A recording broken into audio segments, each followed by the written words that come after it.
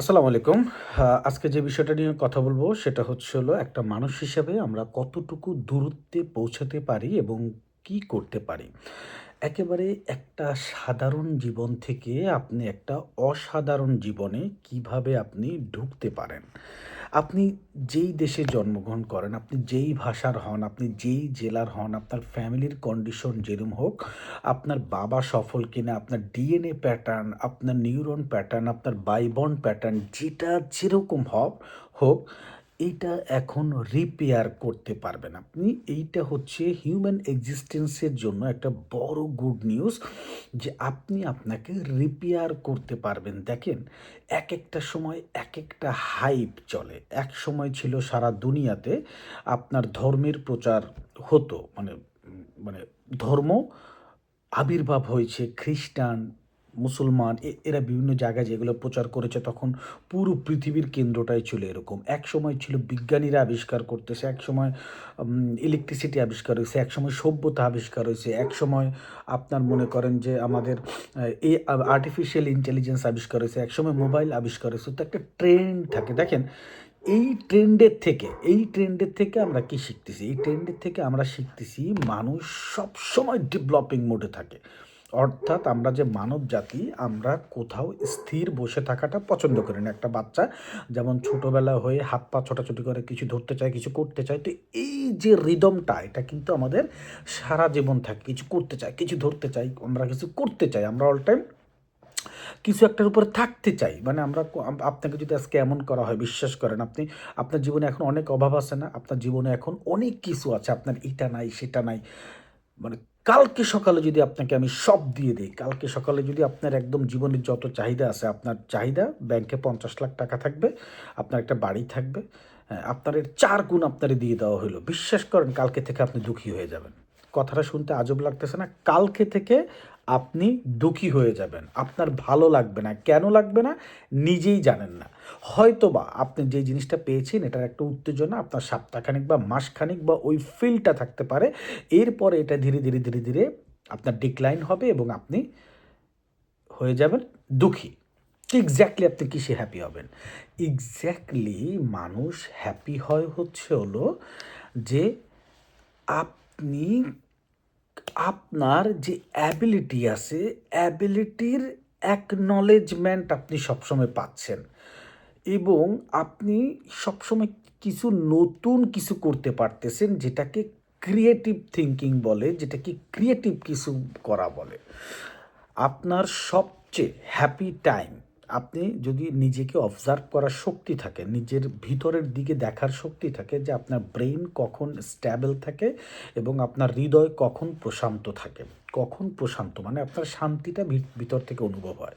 আপনি দেখবেন যে আপনি যখন কোনো ফ্লো স্টেট মেনটেন করেন এবং সেটা ফ্লো স্টেটটা এরকম, আপনি কোনো একটা কাজ খুব মন থেকে করতেছেন এবং সেটা পারতেছেন। আপনার ব্যারিয়ার আসতেছে, ব্যারিয়ারটা ক্রস করতেছেন ধীরে ধীরে। মানুষের জীবনে ব্যারিয়ার ক্রস করার থেকে মজার আর কিছু হতে পারে না। আপনার একটা বিজনেস করবেন, একটা ব্যারিয়ার আসতেছে, এটাকে ক্র্যাক করতেছেন, সামনে আগাচ্ছেন, সফল হচ্ছেন, ব্যর্থ হচ্ছেন, সফল হচ্ছেন, ব্যর্থ হচ্ছেন। মানে আপনি ব্যর্থ যে হচ্ছেন, ব্যর্থতাটা আপনাকে পেইন দিচ্ছে। ইনস্ট্যান্ট ব্যর্থতা থেকে লার্নিং প্রসেস করে আউটকামটা নিয়ে এটা আর করা যাবে না। ব্যর্থ আপনি একবার বা দুইবার হওয়াটা খুবই সুন্দর এবং this is the signal of the progress. This is the signal of the progress যে আপনি ব্যর্থ হচ্ছেন। বাট ওই কেন ব্যর্থ হয়েছেন, find out and carry on next project. So আপনি দেখেন, আপনি তাহলে আপনি কোনো উপায় পাচ্ছেন? ব্যর্থতা ছাড়া আপনি সামনে আগানোর কোনো উপায় আছে? উপায় নাই। আপনি ব্যর্থ হবেন, আপনি কারেকশন করবেন, আপনি আগাবেন। ব্যর্থ হবেন, কারেকশন করবেন, আগাবেন। ব্যর্থ হয়েছেন এই কারণে, এইটা করা যাবে না। আরেকভাবে করলেন, ব্যর্থ হইলেন। আরও একটা কারণ পাইলেন ব্যর্থ হওয়ার। ২ টা কারণ আপনার রিজার্ভে চলে আসলো। আবার ভিন্নভাবে করলেন, আবার ব্যর্থ হইলেন। ৩ টা কারণ চলে আসলো। ৪ নাম্বারটা করলেন, ব্যর্থ হইলেন। এইভাবে করতে করতে কোনভাবে সেটা সাকসেস হওয়া যায় সেটা আপনার অ্যাচিভ হয়ে যাবে। পাশাপাশি আরেকটা বড় জিনিস অ্যাচিভ হবে। সেটা হলো ১১ নম্বরে গিয়ে আপনি পাইলেন আমি এইভাবে সাকসেস হইতে পারি। ব্যাকগ্রাউন্ডে আপনি ১০টা কারণ পাইলেন যে কারণে এটা হয় না। অর্থাৎ আপনার রিজার্ভ কতটা আপনার মানে অ্যাফ্লুয়েন্ট হয়ে গেল যে আপনি 10টা কারণ পাইলেন যেটার মাধ্যমে হয় না, একটা কারণ পাইলেন যেটার মাধ্যমে হয়। তো আপনি কিন্তু 10টা কারণ পেয়ে গেলেন এবং 10টা কারণ আপনি কিন্তু এক্সপ্লোর করতে পারবেন ভবিষ্যৎ প্রজন্মের জন্য, যে অন্তত পক্ষে এই 10ভাবে তোমরা এই জিনিসটা ট্রাই করো না, এইভাবে জিনিসটা হয়। ঠিক আছে, এইবার পরবর্তীতে কেউ যদি ওটার থেকে ভালো কোনো ওয়ে পায় সে সেটা করবে এবং এই সিকুয়াল ধরেই মানব জাতির কিন্তু উন্নত হচ্ছে। তো আপনি যদি কোনো প্রজেক্ট করেন, আপনি যদি কোনো কাজ করেন, তাহলে আপনি যদি ওই কাজের রিলেটেড, হ্যাঁ, বড় বড় মানুষটা কিভাবে করেছে, মানে অলরেডি যতটুকু আছে পৃথিবীতে, আপনি এই পেনটা একটা মানে আপনি একটা পেন আবিষ্কার করতে চাচ্ছেন যেটা অটোমেটিক আপনি মুখে বলবে এবং লিখবে।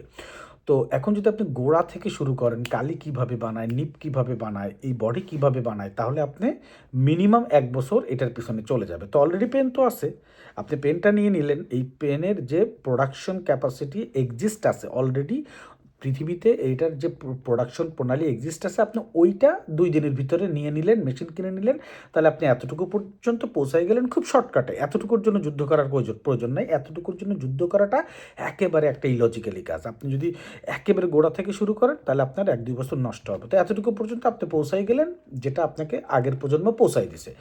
এইখান থেকে আপনি ডেভেলপ শুরু করবেন, যেটা পৃথিবীতে নাই, সেইখান থেকে আপনি ডেভেলপ শুরু করবেন, তাহলে এক্স্যাক্টলি একটা চমৎকার জিনিস হবে।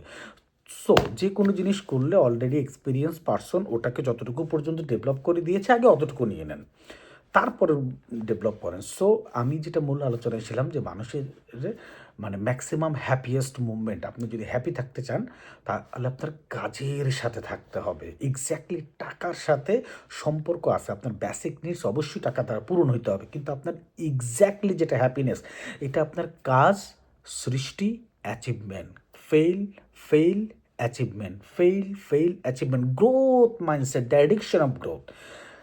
অর্থাৎ আপনি একটা অ্যাডিকশনে পড়ে যাচ্ছেন, দ্য অ্যাডিকশন অফ গ্রোথ।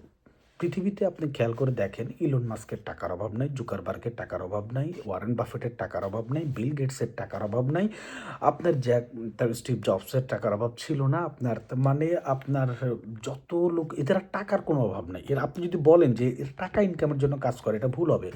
টাকার এক্স্যাক্টলি ব্যবহারটা কি, টাকা দ্বারা আমরা আমাদের জীবনের চাহিদা পূরণ করবো, এইটাই তো টাকার রোল। টাকার রোল তো আর কোনো কিছু না। হ্যাঁ, টাকা রোল তো আর কোনো কিছু না। টাকা তো আমাদেরকে এয়ার দেয় না, টাকা তো আমাদেরকে পানি দেয় না, আলো দেয় না। বেসিক নিডস যেটা গড আমাদের দিয়ে দিয়েছে এগুলো ফ্রি, এবং বাঁচার জন্য দৈনন্দিন প্রসেসের জন্য ফ্রি ছিল। কেন, আপনার বন্যপ্রাণীরা বাঁচতেছে না, বাট আমরা একটু ভালোভাবে বাঁচার জন্য আমাদের টাকা পয়সার প্রয়োজন। এক জায়গায় যাইতে 2 দিন সময় লাগবে, গাড়িতে যাওয়ার জন্য টাকার প্রয়োজন। গাছের থেকে ফল পেড়ে আমরা খেতে পারি, কিন্তু আমরা একটু রান্না করে খাই, এটার জন্য টাকার প্রয়োজন। সো টাকাটা এক্স্যাক্টলি বাঁচার জন্য প্রয়োজন, কিন্তু এক্স্যাক্টলি আপনার হ্যাপিনেস মুভমেন্ট এগুলো তৈরি করার জন্য আপনার কাজের ফ্লো আপনার ঠিক থাকতে হবে, কাজের যে একটা মজা এটা ঠিক থাকতে হবে। আপনি যদি কোথাও চাকরি করেন, সো ওই চাকরিটার মধ্যে যদি আপনার কাজের ডিজাইন আপনি ডেলি চেঞ্জ করেন, ডেলি ডেভেলপ করেন, একটা হচ্ছে হলো আপনার স্ট্রাকচারাল ওয়ার্ক ডেলি আপনার ডেলিভারি করতে হয়। ওই স্ট্রাকচারাল ওয়ার্কের ডেভেলপমেন্ট প্রসেস যদি আপনি আবিষ্কার করেন, হ্যাঁ, যে আমি অফিসে বিভিন্ন ফাইল দেখি, ফাইলগুলো কীভাবে দ্রুত করা যায়, ফাইলগুলো কীভাবে আর্টিফিশিয়াল ইন্টেলিজেন্স আন্ডারে আনা যায়, এগুলো কীভাবে সফটওয়্যারের মাধ্যমে দ্রুত করা যায়, এই যে ডেভেলপিং প্রসেস, এই গ্রোথ এডিকশন যখন আপনার ভিতরে আসবে, কোনো শক্তি নাই যে আপনাকে আটকাতে পারে। এনিওয়ে আপনি যেদিকে যাবেন, মানে গ্রোথের এই যে স্রোতটা, এই স্রোতটা আপনার গায়ের ভিতর লেগে যাবে এবং আপনি গ্রোথ করতেই থাকবেন। আপনি ফেল হয়েছেন, ওটার ভিতরেও গ্রোথ, আপনি সাকসেস হচ্ছেন, ওটার ভিতরেও গ্রোথ। মানে আপনি কোনোভাবেই থামতেছেন না, না বিগ সাকসেস না big fail, it doesn't matter for you. আপনার বিগ সাকসেসও আপনার জন্য কোনো ম্যাটার করতেছে না, বিগ ফেইলিয়ারও আপনার জন্য কোনো ম্যাটার করতেছে না। আপনার ম্যাটার করতেছে জাস্ট অনলি গ্রোথ মাইন্ডসেট। আচ্ছা, এখন প্রশ্ন আসে, আমি কি এই গ্রোথ করার জন্যই পৃথিবীতে জন্মাইছি?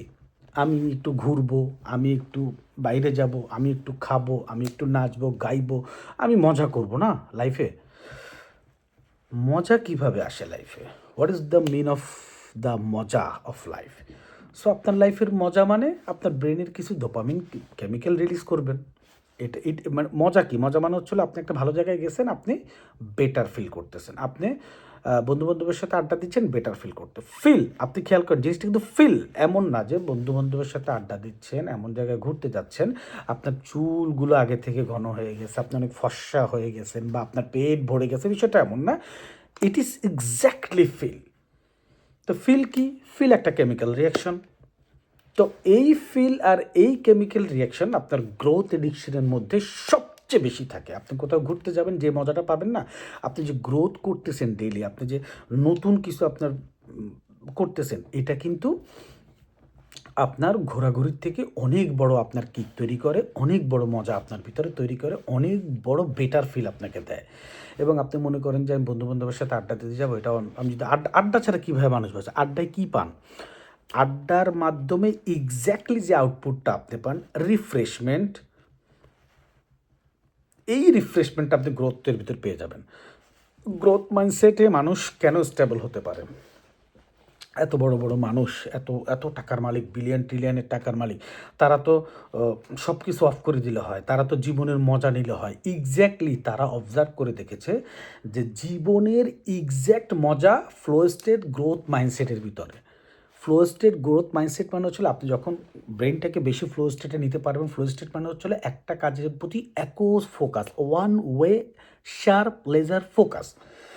এইটা যখন আপনার ভিতর ক্রিয়েট হবে, আপনার না প্রয়োজন আছে বন্ধুবান্ধবের, অবশ্যই আছে, আপনি করবেন, সমস্যা নাই। কিন্তু আপনার বন্ধুবান্ধবের সাথে আড্ডা দিচ্ছেন, তখন আপনি নিজেই ফিল করবেন যে আমার কাজে বেশি আমার শান্তি, আমার ছুটিতে আমি 7 দিন আমি অমুক জায়গায় ঘুরতে না গিয়ে আমার কাজের ভিতরে আমার বেশি বিনোদন। আপনি নিজেই ঘুরতে গিয়ে একটু আনইজি ফিল করবেন যে আমি ঘরে কাজের ভিতরে মানে বেশি মজা পাচ্ছি। এই ফিলটা যদি আপনার জীবনে একবার আসে, আপনার সাকসেস, আপনার টাকা, আপনার নেম, আপনার ফেম, আপনার কোনো কিছুর অভাব হবে না, এবং তাও without any pressure, without any hassle. ওকে, পয়েন্ট নাম্বার, আপনি এই গ্রোথ মাইন্ড এডিকশনটা আপনি কীভাবে করবেন? আপনি সিগারেটের নেশা কীভাবে করেছেন, গাঁজার নেশা কীভাবে করেছেন, মদের নেশা কীভাবে করেছেন, আড্ডার নেশা কীভাবে করেছেন? আপনি সিগারেট যেদিন প্রথম টানেন, আপনি জানতেনই না সিগারেটের স্বাদ কেমন। আপনি ব্রেনকে কী নির্দেশনা দিছেন? যে সিগারেটের ভিতরে হয়তো একটা নেশা আছে। আপনার ব্রেন এখনও পর্যন্ত ওই সিগারেটের যে নেশা, নিকোটিনের যে অ্যাট্রাক্ট, ওইটার সাথে পরিচিত না, বাট আপনি কিন্তু টানতেছেন। পরিচিত না হয়ে টানতেছেন কীভাবে? আপনি নিজেকে নিজে মাইন্ডসেট করছেন যে সিগারেটের ভিতরে একটা কিছু আছে, এবং আপনি প্রথম 10-12টা সিগারেট বা 3-4 দিনে যে আপনি সিগারেটে হ্যাবিট হয়ে গেছেন তা না। আপনি কিন্তু ভালো লাগতেছে না, খাচ্ছেন, কাশি হচ্ছে, কষ্ট হচ্ছে, খাচ্ছেন, কাশি হচ্ছে, কষ্ট হচ্ছে, খাচ্ছেন, তাল মেলাচ্ছেন বন্ধু-বান্ধবের সাথে, আস্তে আস্তে এটা নেশা হয়ে গেছে। তো গ্রোথ মাইন্ডসেটেরও এরকম ফর্মুলেশন আছে, প্র্যাকটিস ফর্মুলেশন আছে। গ্রোথ মাইন্ডসেট প্রথমে আপনার কোনো কিছু করতে বিরক্ত লাগবে, ব্যারিয়ার আসবে, আপনার ভিতর থেকে একটা ডিরেকশন আসবে যে আপনি মজার কিছু করেন, মানে আপনার ব্রেনে যত মজার স্টোরেজগুলো আছে, মজার স্মৃতিগুলো আছে, ওগুলো আপনাকে প্যারা দিবে যে তুমি এই কাজ কেন করতেছো, তুমি মজার দিকে যাও, মজার দিকে যাও। কিন্তু এখানে ম্যাজিক্যাল একটা সেগমেন্ট ঘটে। আপনি যদি টানা কিছুদিন সিগারেটটা যেমন কষ্ট সহ্য করে বা স্বাদ না পেয়ে, নেশা না পেয়েও খেয়ে গেছেন, তেমনি যদি কোনো স্বাদ ছাড়া কষ্ট পেয়ে আপনি যদি গ্রোথ মাইন্ডসেটটা ডেভেলপ করতেছেন, করতে 1 মাস কোনোভাবে আপনি পার করে ফেললেন। সাধারণত সায়েন্টিফিক্যালি নিউরন পাথওয়েগুলোর অ্যাকুমুলেশনের জন্য 21 ডেজ কাউন্ট করে, যে 21 ডেজের ভিতরে একটা নতুন নিউরন পাথওয়ে আমাদের ভিতরে তৈরি হয়। যেমন সিগারেট খাইতে আপনার ভিতরে একটা নিউরন পাথওয়ে চলে আসছে, আপনি কিন্তু এখন সিগারেট ছাড়া থাকতে পারছেন না। তো আপনি যখন গ্রোথ মাইন্ডসেট, যখন একটা নিজেকে নিজে, এটাকে বলা হচ্ছিল আপনার মানে আপনার ফেক হ্যাবিট, আপনার settlement policy. Fake habit settlement পলিসিটা কি? এটা হচ্ছে হলো আপনি নিজেকে নিজে ফেক করতেছেন। আপনি কোনো একটা কিছু করতেছেন, এক্স্যাক্টলি আপনার মজা লাগতেছে না, কিন্তু আপনি বলতেছেন নিজেকে নিজে ইনস্ট্রাকশন দিয়ে, উফ খুব মজা লাগতেছে, আমি পারতেছি, উফ ব্যর্থ হয়ে গেছে, আবার সফল হচ্ছি।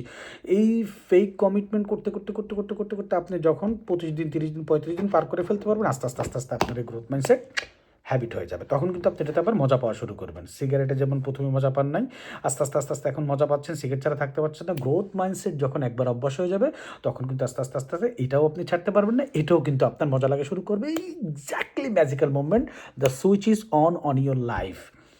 আপনার জীবনের সুইচ তখন অন হয়ে গেল, এইটা আর নিভবে না।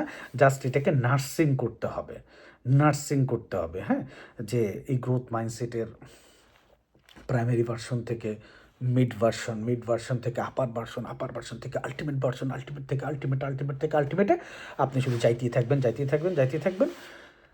এইটা ছাড়া জীবনে সুখী বা ডেভেলপ হওয়ার আমি আর কোনো রাস্তা আপাতত এক্সিস্ট করে কিনা পৃথিবীতে জানি না, হয়তো বা ডিফারেন্ট কোনো ওয়ে থাকতে পারে।